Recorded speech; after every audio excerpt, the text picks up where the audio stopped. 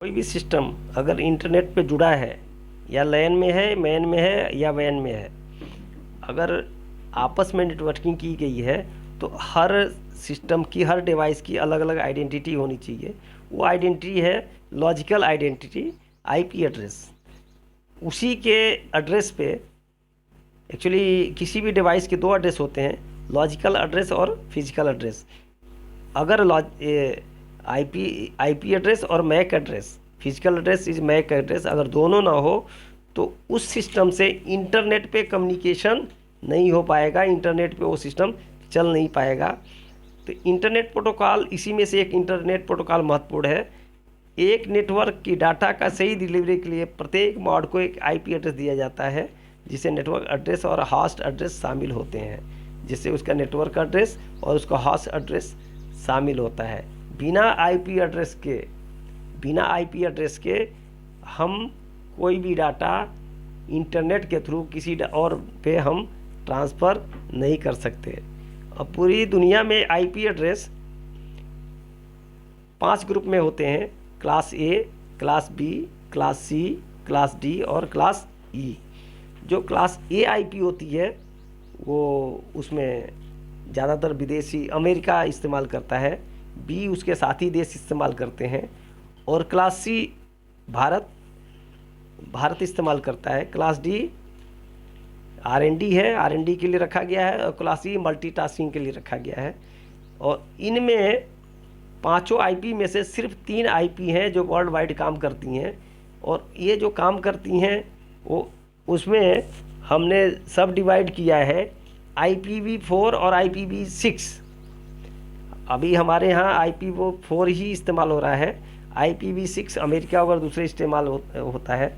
IPv4 जो होता है वो 32 बिट का 4 ऑक्टेट में होता है।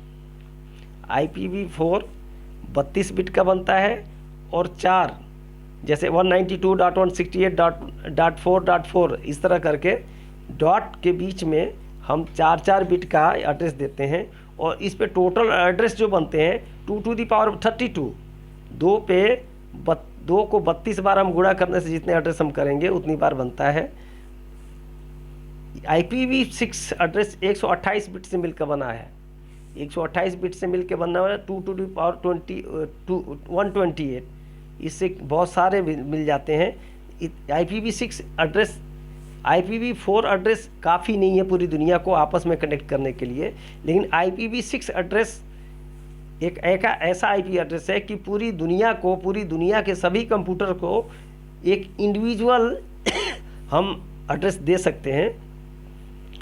IPv6 128 बिट का 8 भागों बांटा जाता है। प्रत्येक भाग में 16 बिट होती हैं, उसमें 8 बिट होता है, इसमें 16 बिट होता है। प्रत्येक ऑक्टेट को डॉटेड चिन्ह से अलग किया जाता है, और इसमें प्रत्येक भाग को कोलन से अलग किया जाता है। प्रत्येक ऑक्टेट को डेसिमल नंबर से व्यक्त किया जाता है, जैसे 192.168.1.1। और इसमें जो इस्तेमाल किया है प्रत्येक ऑक्टेट में एक हेक्स डेसिमल नंबर में व्यक्त किया जाता है, जैसे हेक्सा 1 2 3 4 5 6 7 8 9 ABC। इसमें अल्फ़ा न्यूमेरिक और डेसिमल नंबर हैं।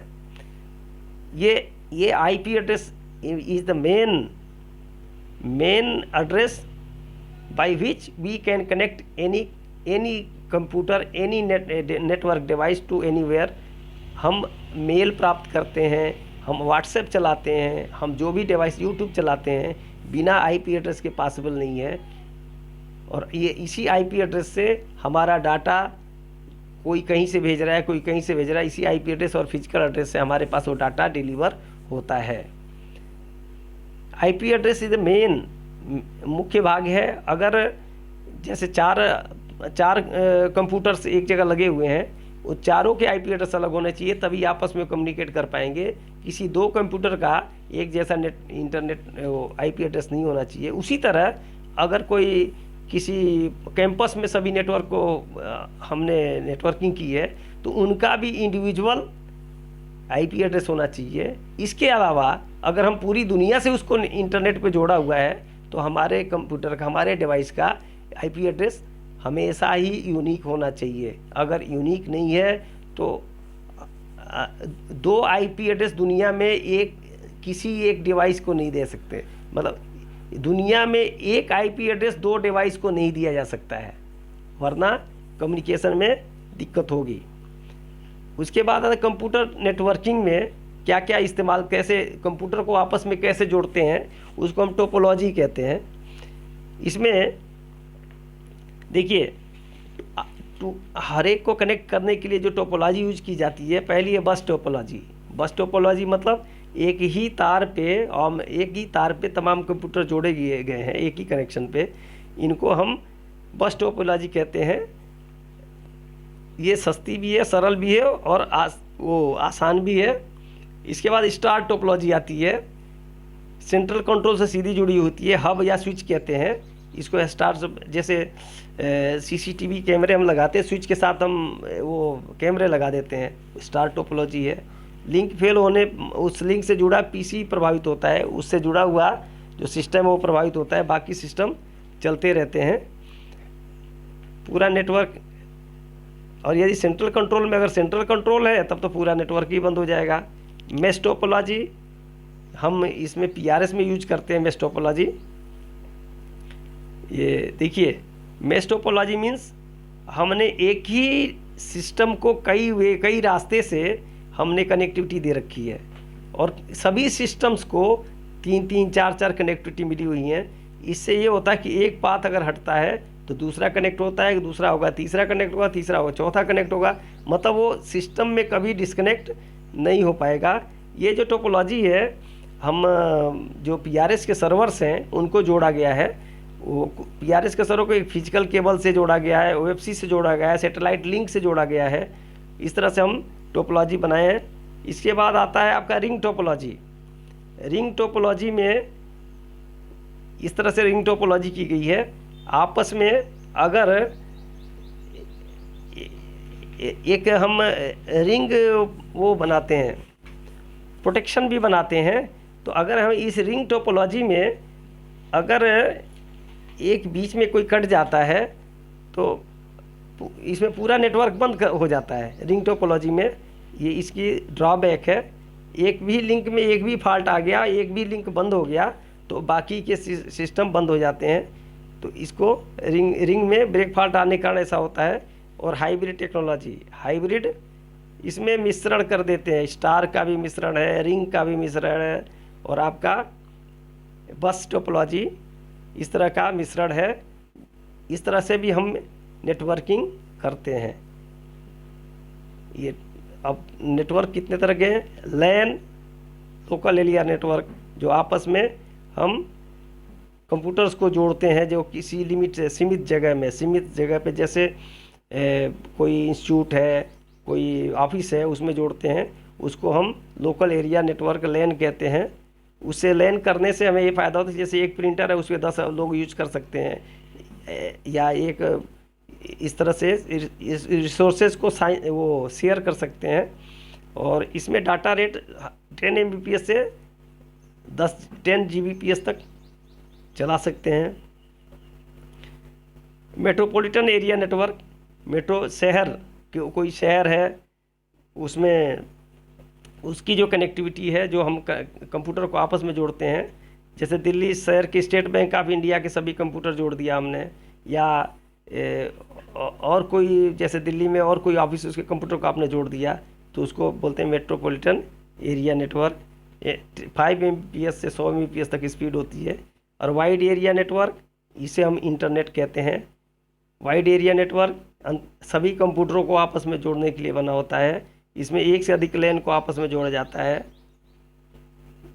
इसका प्रयोग अधिक दूरी के लिए करते हैं। जब एक शहर से दूसरे शहर के आपस में जोड़ना होता है तो वैन को लगाते हैं। इस विस्तार में कोई सीमा नहीं है, कोई अंत नहीं है। वैन के लिए विभिन्न प्रकार के ट्रांसमिशन माध्यम का प्रयोग करते हैं। डाटा रेट जो होता है कम हो जाता है। देखिए लैन में डाटा रेट ज़्यादा है, मैन में कम हो गया, और वैन में सबसे कम हो गया। 256 kbps से लेके 150 Mbps तक होता है। नेटवर्क के लिए आवश्यक रिक्वायरमेंट क्या है? Ethernet, LAN, NIC card, NIC network interface card, local area network card या इथरनेट कार्ड। ये कंप्यूटर है, मगर ये कार्ड है तो ही कंप्यूटर नेटवर्क पे आ पाएगा, वरना नहीं आएगा। ट्रांसमिशन मीडिया केबल हो सकती है, OFC हो सकती है, वायरलेस हो सकती है। कनेक्टर्स उसके आगे DE9 कनेक्टर्स हैं, चाहे और भी कनेक्टर्स हैं, उन कनेक्टर्स और जैक्स होती हैं। और डाटा इक्विपमेंट, जो डाटा उसको हैंडल करने वाले इक्विपमेंट्स हैं, उनकी ज़रूरत पड़ सकती है। नेटवर्क इंटरफेस कार्ड ये एक PC का नेटवर्क इंटरफेस कार्ड, अगर ये PC का नेटवर्क इंटरफेस कार्ड ख़राब हो जाता है तो आप इंटरनेटली कनेक्ट नहीं हो सकते, आप लैन मैन या वैन में नहीं जा सकते। निक का फिजिकल एड्रेस 6 बाइट का होता है, जो उसके ऊपर लिखा होता है। संपूर्ण नेटवर्क के निक को केबल को ट्विस्टेड पेयर, कोएक्सियल पेयर या CAT5 या CAT6 केबल के द्वारा या ऑप्टिकल फाइबर केबल के द्वारा जोड़ा जाता है। ये देखिए नेटवर्क इंटरफेस कार्ड का फ़ोटो दिया हुआ है, जो हमारे PC के पीछे लगता है या लैपटॉप में लगता है। इथरनेट एवोल्यूशन है, स्टैंडर्ड, ये सारी इसका दिया हुआ है। ये इथरनेट क्या है, क्या स्पीड है, क्या स्पीड नहीं है। इसके बाद हम आते हैं ट्रांसमिशन मीडिया। ट्रांसमीटर मीडिया में वायर्ड में है, कोएक्सियल है और ट्विस्टेड है, OFC है। वायरलेस में रेडियो वेव है, माइक्रोवेव है, इंफ्रारेड वेव है। कोएक्सियल में thick internet RG8, RG11, thin internet RG58, RG59। Twisted में UTP, twisted pair, shielded twisted pair.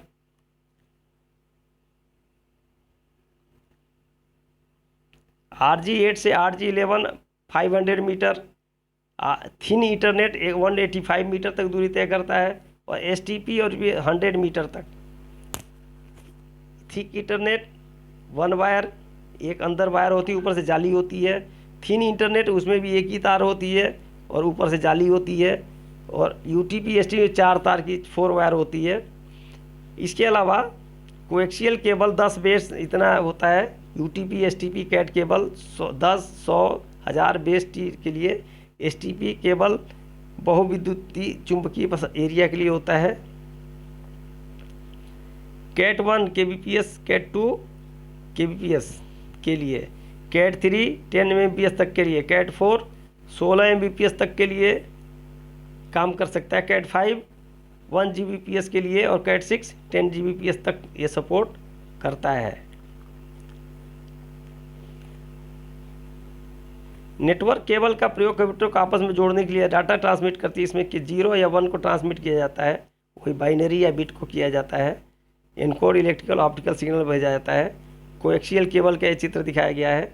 Electrical signal देखिए, ब्रेडेड कॉपर है, सील्डिंग ऊपर से है, प्लास्टिक के अंदर ये कॉपर है। इलेक्ट्रिकल सिग्नल स्पीड 100 Mbps, दूरी 185 मीटर तक सपोर्ट करता है।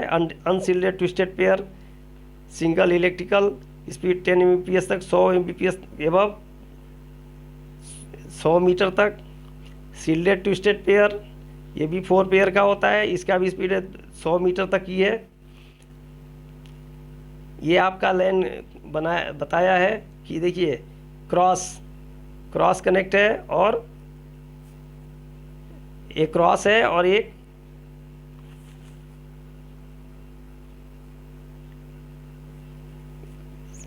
क्रॉस कनेक्ट है, दूसरा एक सेम के लिए अगर हम सेम टाइप डिवाइस यूज करते हैं तो हमें क्रॉस यूज करना पड़ेगा, और एक अलग अलग डिवाइस यूज करते हैं तो हमें नॉर्मल यूज के। इसके लिए हमें इसमें दिखाया गया है 100 Mbps के लिए क्रॉस 100 Mbps के लिए।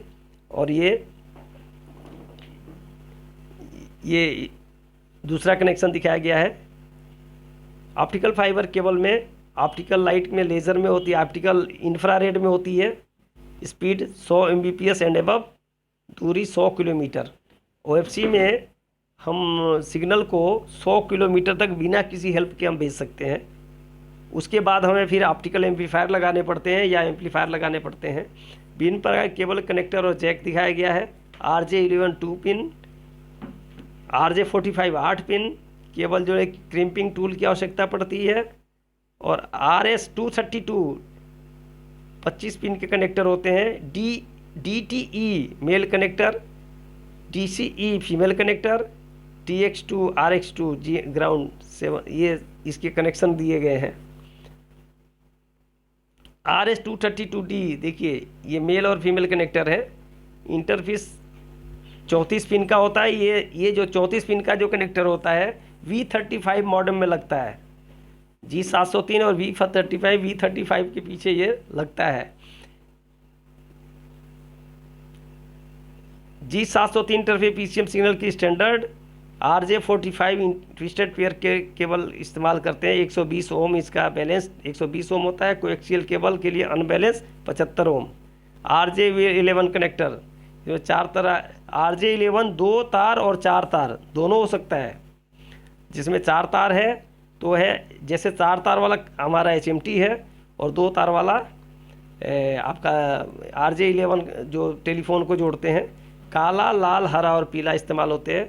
RJ45 8 तार का प्रयोग होता है। Blue trans, orange trans, black receive, red use में नहीं होता है, हरा यूज में नहीं होता है, पीला रिसीव, भूरा प्रयोग में नहीं होता है। इस तरह से ये 8 प्रयोग होता है, जिसमें कुछ तार ये दिखाया गया इस्तेमाल नहीं होता है। डाटा उपकरण मॉडेम, एनालॉग सिग्नल से डिजिटल और डिजिटल को एनालॉग में परिवर्तित करने को हम G703 और V35 मॉडेम लगाते हैं। यह 64 kbps या 2 Mbps के रेट में होता है। आजकल ये 2 Mbps के रेट का ही आ रहा है। G703 जो STM के पास लगता है, V35 सब्सक्राइबर एंड में लगता है। स्टेटमक्स ये PRS में इस्तेमाल किया जाता है। ये अधिक नेटवर्क को कनेक्ट करने के, कई कंप्यूटर को आपस में कनेक्ट करने के लिए और डिस्ट्रीब्यूट करने के लिए स्टेटमक्स का हम इस्तेमाल करते हैं। राउटर ये डाटा के पैकेट को एड्रेस पढ़ के, IP एड्रेस और उनका एड्रेस पढ़ के उसको छांटने के लिए, उसको डायरेक्शन करे, रूटिंग करने के लिए ये एक डिवाइस है। ये simply it is nothing but like a computer. बस फ़र्क क्या है कि इसमें डिस्प्ले नहीं है। हब या स्विच है जो आपस में टर्मिनल को डिस्ट्रीब्यूट करने के लिए, किसी भी नेटवर्क टर्मिनल को डिस्ट्रीब्यूट करने के लिए हम स्विच का इस्तेमाल करते हैं। ये विभिन्न प्रकार के आते हैं, 4 port, 8 port, 16 port, 24 port, 32 port. ये इसमें भी 2 तरह के होते हैं, मैनेजेबल, अनमैनेजेबल। जो जिस पे IP एड्रेस असाइन होता है उसे मैनेजेबल कहते हैं, जिस पे IP एड्रेस असाइन नहीं होता है उसे अनमैनेजेबल कहते हैं। टर्मिनल सर्वर, ये लास्ट में जो PRS में हम जहाँ पे काउंटर लगे हैं उसे टर्मिनल सर्वर TS बोलते हैं, टर्मिनल सर्वर बोलते हैं। किसी भी नेटवर्क को नियर एंड पर टर्मिनल को डिस्ट्रीब्यूट करने और फार एंड पर एक्सटेंशन देने के लिए उपयोग किया जाता है। लैन एक्सटेंडर किसी डाटा नेटवर्क को, किसी भी नेटवर्क को फार एंड पर टर्मिनल को एक्सटेंशन करने के लिए लैन एक्सटेंडर का इस्तेमाल किया जाता है। लैन एक्सटेंडर से ही हम डिजिटल सिग्नल को दूर तक भेज पाते हैं। अगर लैन एक्सटेंडर ना हो तो हम डिजिटल सिग्नल को दूर तक नहीं भेज पाएंगे। थोड़े से पॉइंट्स हैं क्या हमें करना चाहिए। सभी डाटा इक्विपमेंट सभी अच्छी तरह से अर्थ होना चाहिए। अर्थ रेजिस्टेंस, जो भी OFC ऑपरेटेड डाटा जो डिवाइसेज उपकरण है वो 1 ओम से कम होना चाहिए। अगर 100 तो ऑनलाइन UPS ले जाना चाहिए। ऑनलाइन UPS मतलब अगर लाइट चली गई तो भी शिफ्ट होने की ज़रूरत नहीं है। अगर शिफ्ट होने की ज़रूरत पड़ेगी तो फ्लेक्सिबल उसमें फ्लक्चुएशन आने से हमारा डिवाइस ख़राब हो जाता है। राउटर को कभी भी रीसेट नहीं करना चाहिए। हालांकि ऐसा नहीं है, करना पड़ जाता है, लेकिन हमें कोशिश करनी चाहिए कि हमें राउटर को रीसेट ना करना पड़े। डाटा उपकरण में G703 ये कनेक्शन दिखाया गया है। STM1 से 4 तार जाती है, G703 मॉडेम में जाता है, और उसके बाद 2 तार जाती है, V35 मॉडेम में जाता है। ये तमाम कंपनियों के आते हैं। RG रेड का आता है, रियल टाइम का आता है, और तमाम कंपनियों के आते हैं, लेकिन सबका ये कनेक्शन इसी तरह से दिखाया गया है। UPS से 230 वोल्ट या सप्लाई की आवश्यकता होती है। UPS से 230 वोल्ट या -48 वोल्ट DC हम दोनों दे सकते हैं इसमें। यह 64 kbps या 22 Mbps में आता है। यह हमेशा V35 मॉडेम के साथ पेयर में इंस्टॉल किया जाता है। विदाउट पेयर ये काम नहीं करता है। एक तरफ अगर एसटीएम के पास भी G703 लगा है तो दूसरे एंडे पे हमें राउटर के पास या स्विच के पास जहाँ से हमने डाटा को डाटा में फिर भेजना है, एनालॉग से सिग्नल डिजिटल में भेजना है, तो हमें V35 मॉडेम लगाना पड़ेगा।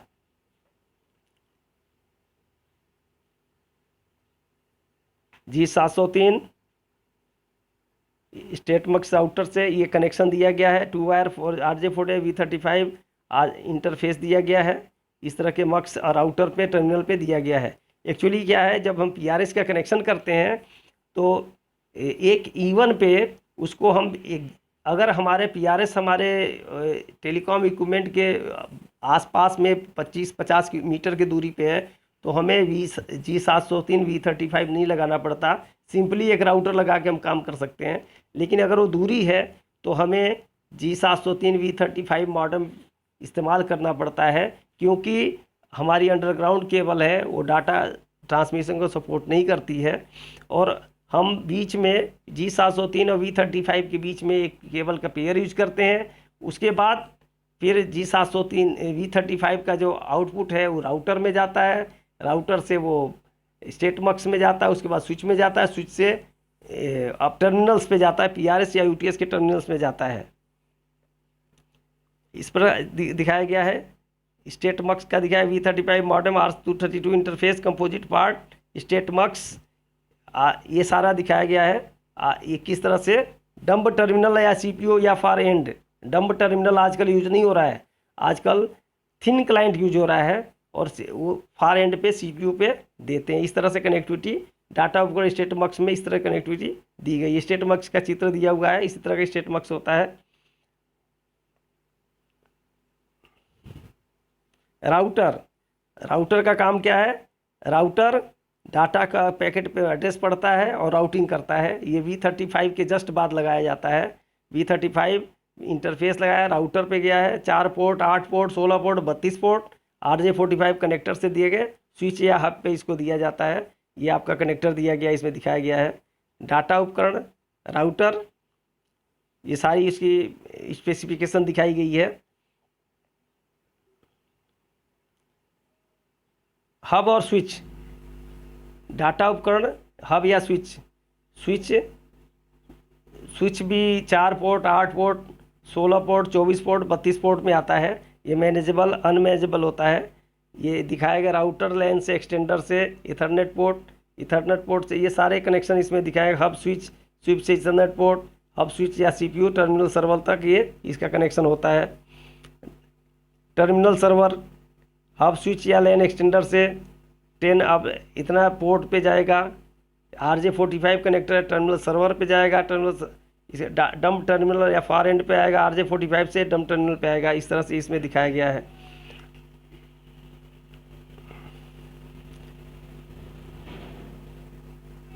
ये लैन एक्सटेंडर दिखाया गया है, डाटा उपकरण लैन एक्सटेंडर है। हम डाटा को कनेक्ट करने के लिए, डाटा को दूर तक भेजने के लिए हम इस्तेमाल करते हैं। अब ये कुछ एब्रिविएशन दिया गया है, PRS, UTS passenger reservation system, on reserve ticket system, UTN unified ticketing network, FOIS freight operation, COIS coaching operator, इस तरह की एब्रिविएशन दिया गया है। ये आपका PRS की टोपोलॉजी दिखाई गई है। सर्वर दिखाए गए हैं, मुंबई में है, दिल्ली में है, कोलकाता में है, सिकंदराबाद में है। ये टोपोलॉजी दिखाई गई है। FOIS का दिखाया गया है, FOIS का ये सारा सिस्टम दिखाया गया है। इसके बाद एक नेटवर्क हम रेलवे यूज करते हैं, रेल नेटवर्क यूज करते हैं। ये इसका चित्र दिखाया गया इसमें। ये यूजर्स हैं,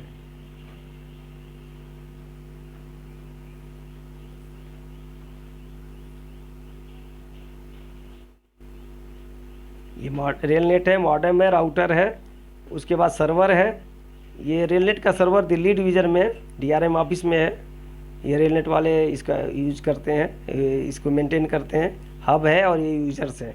रेल नेट के थ्रू ही कासन ऑर्डर सिस्टम चलता है, COS चलता है, जो जिससे कासन जनरेट करके दिया जाता है। ये रेलनेट का सिस्टम दिखाया गया है। इसके बाद ये दिखाया गया है वीडियो कॉन्फ्रेंसिंग नेटवर्क कॉन्फ़िगरेशन किस तरह से किया गया है। Stat mux band primary mux G703 modem V35 modem stat mux dump terminal far end CPU link panel arrangement G703 modem primary mux. यहाँ पे प्राइमरी आजकल प्राइमरी मक्स की जगह पे अगर प्राइमरी मक्स है तो 64 kbps होगा, अगर यहीं पे STM है तो 2 Mbps की G703 मॉडम लगेगा। नेटवर्क कॉन्फ़िगरेशन है प्राइमरी मक्स G703 V35 ये दिया गया, राउटर पे आ गया, ये राउटर से स्विच पे आ गया, स्विच से सर्वर पे आ गया, इस सर्वर से dump terminal CPU far end ये सब कनेक्ट हो जाता है, थिन क्लाइंट थिक क्लाइंट ये हो गया। Even based router STM1 router LAN extender. STM1 के बाद राउटर अगर इक्विपमेंट के पास है तो, अगर ये दूर है तो हमें G703 V35 लगाना ही पड़ेगा।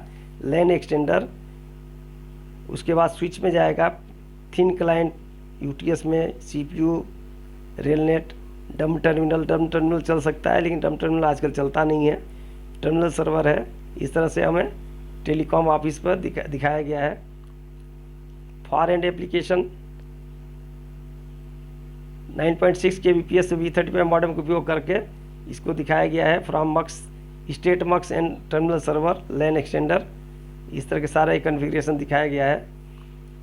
9.6 kbps V35 मॉडम आएगा, 2 वायर लोकल वायरिंग होगी। स्टेट मक्स आएगा, स्टेट मक्स से V35 मॉडम आएगा, 4 वायर लोकल लाइन आएगी, V35 मॉडम स्टेट मक्स आएगा, लैन एक्सटेंडर। इस तरह से जब हम काम करेंगे तो इसको देख पाते हैं। और इसके अलावा इस तरह से हम जब तक PRS में हम काम नहीं करेंगे ये सारी चीज़ें हमें कंफर्म नहीं हो पाएंगी। हम काम करते हैं, जब लाइन पे हम काम करते हैं तो इसमें से कई चीज़ें मिसिंग भी मिल सकती हैं, कुछ एडिशनल भी मिल सकती हैं। मैं नहीं कहता कि ये सारा वो है, हर जगह अलग अलग सिस्टम यूज किया जाता है। जहाँ पे अब टेलीकॉम रूम के पास है वहाँ अलग सिस्टम है, थोड़ी दूरी पे अलग सिस्टम है। हमने क्या यूज करना है, कितने काउंटर्स हैं, उसके हिसाब से सारी सेटिंग करनी पड़ती है। कितना बड़ा स्टेशन है वो सेटिंग करनी पड़ती है। प्रोटेक्शन देना है कि नहीं देना, ये सारी सेटिंग करनी पड़ती है। तो इस तरह से हम एक छोटा सा अध्ययन किया है हमने, और मुझे लगता है आपको कुछ समझ में आएगी बात। धन्यवाद।